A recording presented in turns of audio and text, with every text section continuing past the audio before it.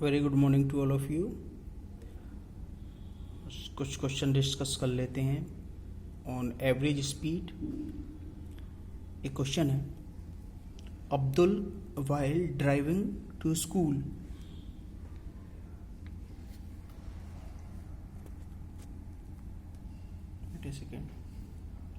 Abdul while driving to school computes the average speed for his trip to be 20 kilometre per our.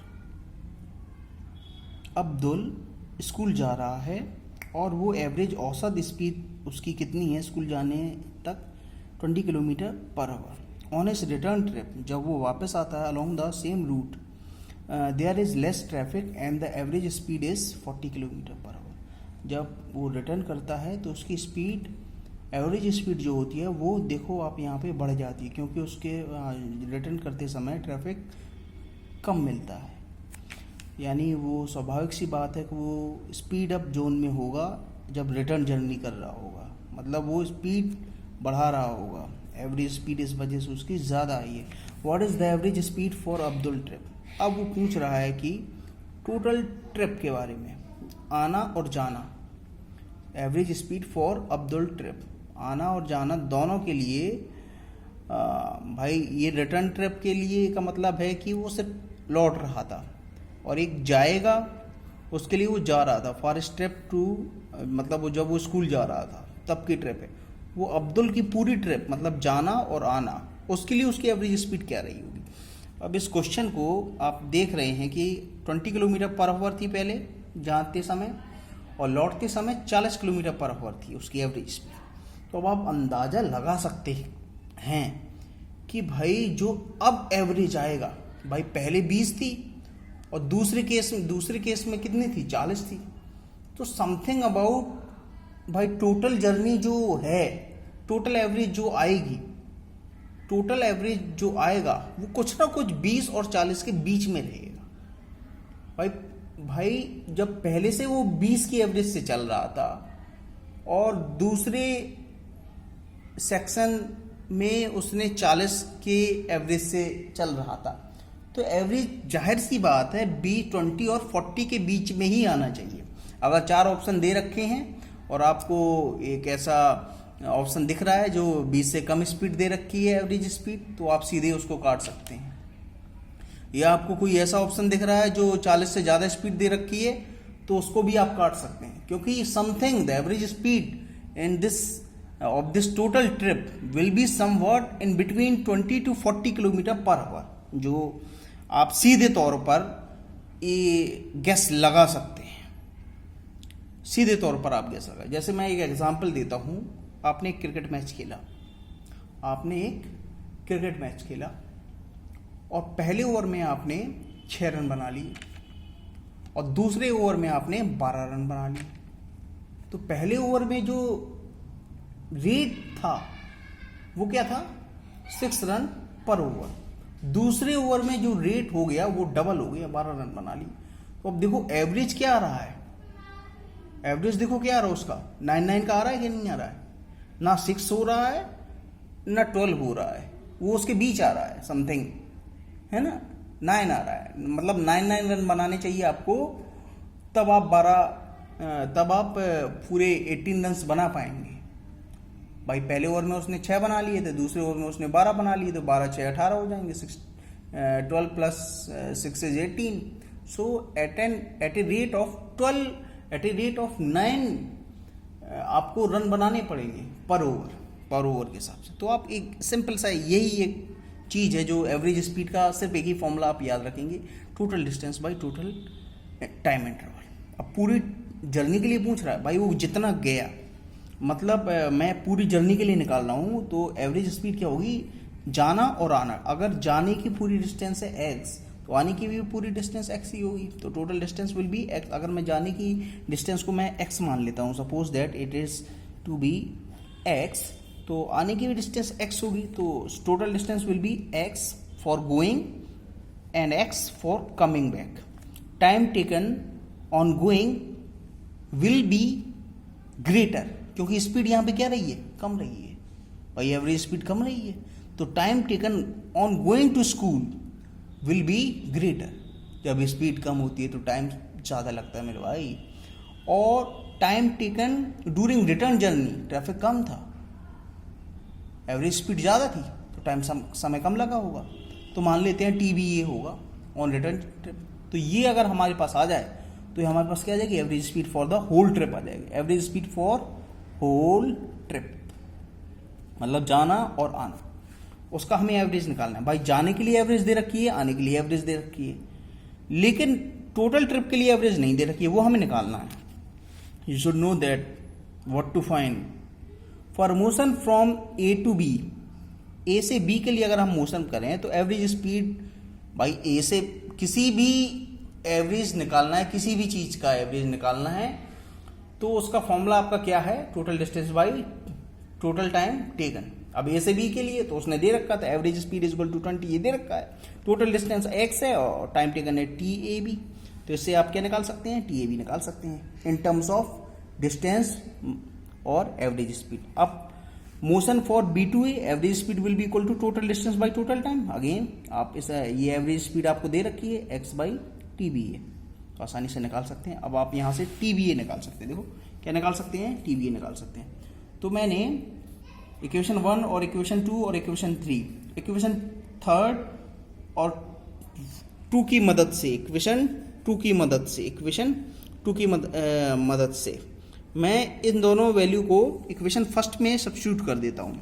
तो देखिए थोड़ा, क्योंकि हमें यही निकालना था, टोटल डिस्टेंस यही है और टाइम AB की जगह क्या लगा है, x बाई 20, और टाइम BA की जगह क्या लगा है, x बाई 40।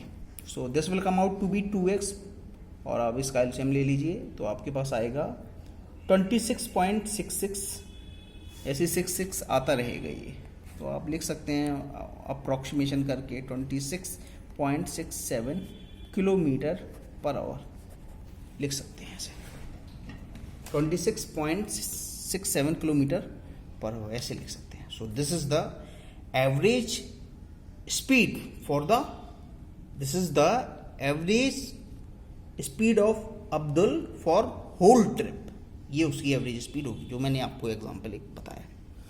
अब आप एक और क्वेश्चन कर लेते हैं, एक और क्वेश्चन कर लेते हैं। Draw the displacement time graph for the given velocity time graph. ये आपको वेलोसिटी टाइम ग्राफ दे रखा है और इसका आपको डिस्प्लेसमेंट टाइम ग्राफ दे रखा है। अगर मैं इसके ऑप्शन दे दूंगा आपको तो आप ऑप्शन कैसे, कौन सा सेलेक्ट करेंगे। वेलोसिटी टाइम ग्राफ दे रखा है और वो कह रहा है डिस्प्लेसमेंट टाइम ग्राफ कौन सा सही है इनमें से। अगर मैं ऑप्शन दे दूं तो ऑप्शन गिवन है, तो अगर आप देखिए ये वेलोसिटी टाइम ग्राफ जो दे रखा है यानी यूनिफॉर्म एक्सीलरेशन मोशन है, क्योंकि भाई अगर 0 से t तक, 0 अगर ये 0 टाइम है और यहाँ पर t टाइम है, तो 0 से t तक तो देखो उसका एक्सीलरेशन क्या रहा है, एक्सीलरेशन कांस्टेंट रहा है, क्योंकि vt ग्राफ का स्लोप क्या देता है, एक्सीलरेशन देता है, और एक्सीलरेशन कांस्टेंट रहा है, यूनिफॉर्म एक्सीलरेशन रहा है।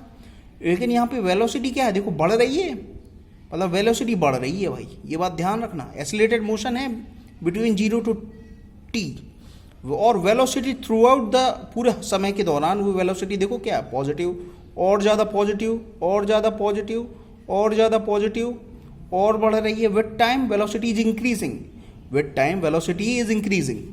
तो अब आप देखिए, अब डिस्प्लेसमेंट टाइम ग्राफ अगर आप देखें, पहला वाला ऑप्शन देखें, तो आप देखो इसमें slope of displacement distance time graph, slope of displacement time graph अगर आप देखें तो यहाँ पे स्लोप 0 है, यहाँ पे स्लोप 0 है 0 से t टाइम पर, जबकि स्लोप देता क्या है, वेलोसिटी देता है, और वेलोसिटी हमेशा 0 से t समय के दौरान पॉजिटिव रही है।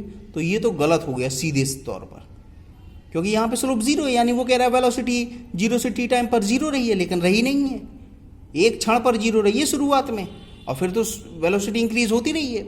यानी पहला वाला ऑप्शन हमारा कट्टस है। आई बात समझ में कि नहीं आई।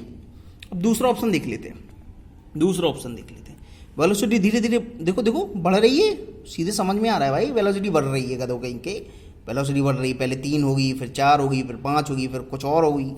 तो यहाँ पे देखो, अब डिस्प्लेसमेंट टाइम सेकंड में देखिए, अब डिस्प्लेसमेंट टाइम ग्राफ, तो देखो इस पॉइंट में अगर मैं टेंजेंट बनाऊंगा तो वो ये होगा, इस पॉइंट में मैं अगर टेंजेंट बनाऊंगा तो वो ये होगा। तो ये वाला angle this angle will be greater as compare to this angle.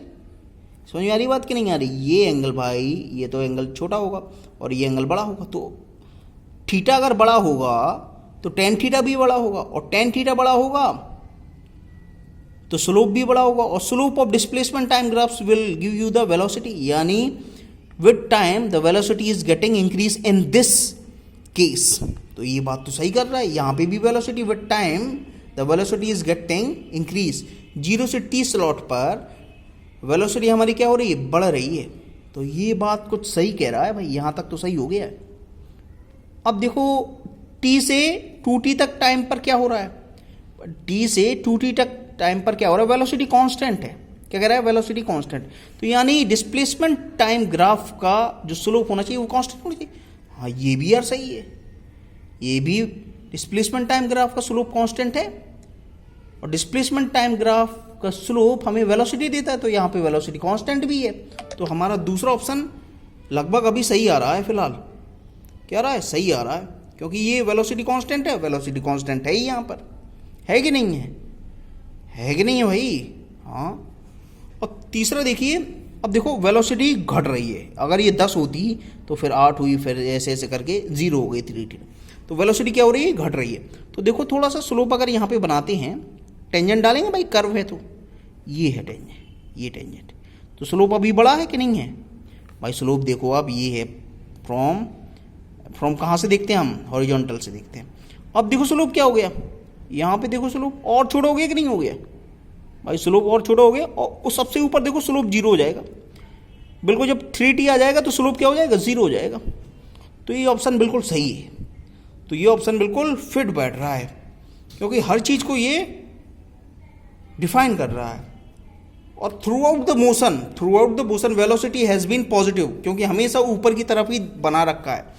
तो वेलोसिटी जब पॉजिटिव होगी तो डिस्प्लेसमेंट हमेशा ही पॉजिटिव रहेगा। if वेलोसिटी इज पॉजिटिव तो डिस्प्लेसमेंट तो पॉजिटिव रहेगा ही रहेगा। तो through out the motion the displacement is getting increased, इस वजह से ये ऑप्शन सही है। अब देख लेते हैं सी ऑप्शन गलत कैसे है। सी ऑप्शन गलत कैसे है ये देख लेते हैं भाई। ये स्पीड बढ़ रही है, ये पार्ट सही है, ये पार्ट इसमें भी और ये पार्ट इसमें भी कॉमन है। 0 से t पर वेलोसिटी बढ़ रही है, तो ये तो सही है।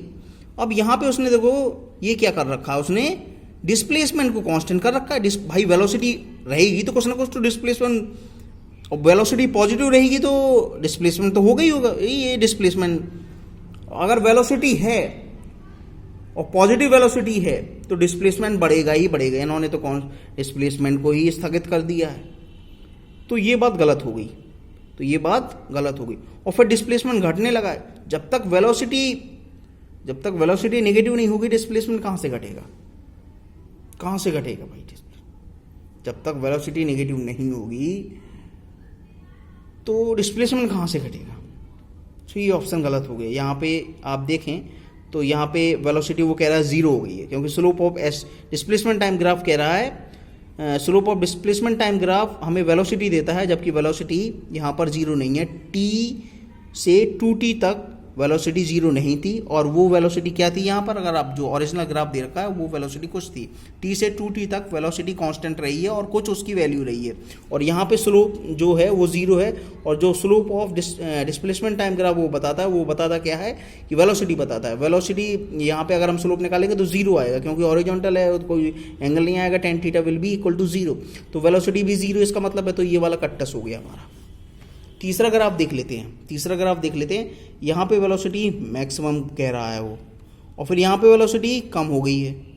लेकिन यहाँ पे देखो अगर आप जो ओरिजिनल ग्राफ दे रखा है, तो ये शुरुआत में वेलोसिटी कम थी, 0 थी, फिर वेलोसिटी धीरे धीरे बढ़ती गई है 0 से t टाइम पर, और ये कह रहा है कि घट रही है। वेलोसिटी क्या हो रही है? घट रही है। तो ये गलत हो गया।